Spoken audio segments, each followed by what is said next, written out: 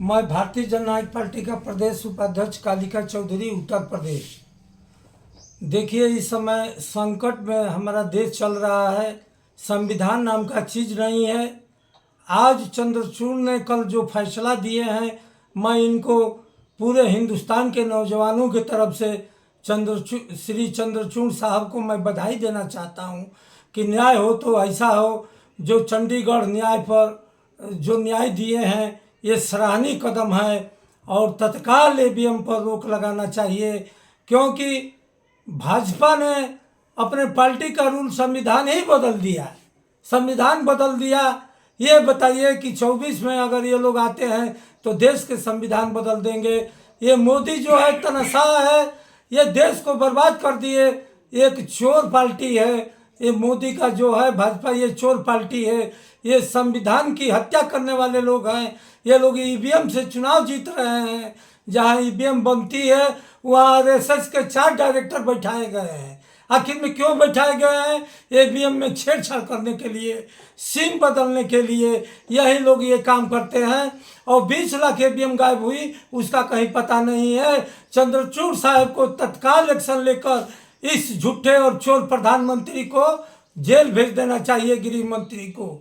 इन लोगों का जगह तिहाड़ जेल में है। मैं बार बार कर रहा हूं कि संविधान का रक्षा करिए, रक्षा करिए माननीय चंद्रचूड़ साहब, नहीं तो देश तो लूटा जा रहा है, लोकतंत्र की हत्या हो रही है।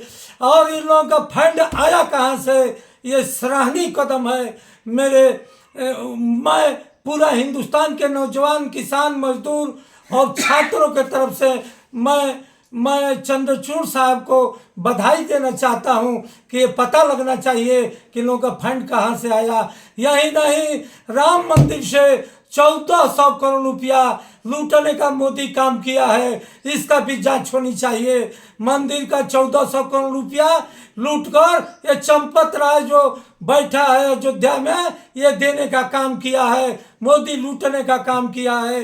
तानाशाह सरकार चलने नहीं दिया जाएगा। इसके लिए झंडा और डंडा लेकर रोड पर आना पड़ेगा मेरे मित्रों। एक थोड़ा सा माननीय चंद्रचूड़ साहब के कार्यशैली से थोड़ा सा न्याय का भरोसा जनता में बढ़ा है। और माननीय चंद्रचूड़ साहब को तत्काल एक्शन लेना चाहिए ईवीएम पर भी। कहें कि हिंदुस्तान की जनता ईवीएम से चुनाव नहीं चाहती है। दबले कुचले लोगों को चुनाव बैलेट पेपर से होना चाहिए। ये लोग षड्यंत्र रचकर 400 पार, आज ये लोग ईमानदार रहते तो कहते कि बैलेट पेपर से चुनाव करा लीजिए, आज 400 पार का नारा देकर आप चुनाव जीत जाइए। तो मैं आपको हमेशा अपना नेता मान लेंगे। मोदी जी, आप जैसे चोर बवाली, इसमें जो सभासद का चुनाव हुआ है, नहीं, ये जो पंजाब का चुनाव हुआ है चंडीगढ़ का, उस चुनाव में मोदी को भी जेल भेजना चाहिए, देशद्रोह का मुकदमा लगना चाहिए। और काला धन जो ये लोग छिपाए हैं, इनका काला धन का खुलासा होना चाहिए और इन लोगों को जेल के सलाखे में होना चाहिए। तब माना जाएगा कि कानून सही दिशा में काम कर रहा है।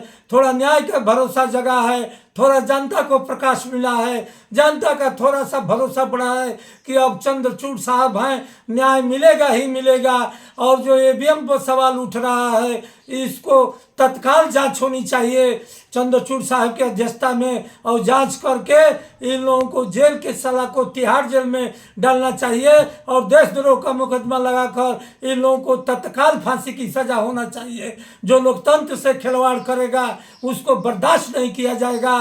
कहीं कि लोकतंत्र है, लोकतंत्र की हत्या करने वाली ये मोदी, अमित शाह और जोगी, इन लोगों को बख्शा न जाए और तत्काल बैलेट पेपर से 24 में चुनाव होना चाहिए। और जितने ये लोग काला धन लूटे हैं, देश को लूटे हैं, तत्काल ये उजागर होना चाहिए। और ये लोग देश के लड़ाई में ये आरएसएस वाले साथ नहीं रहे। अब देखिए, पार्टी का नियम बदल दिया तो ये संविधान का भी बदल देगा।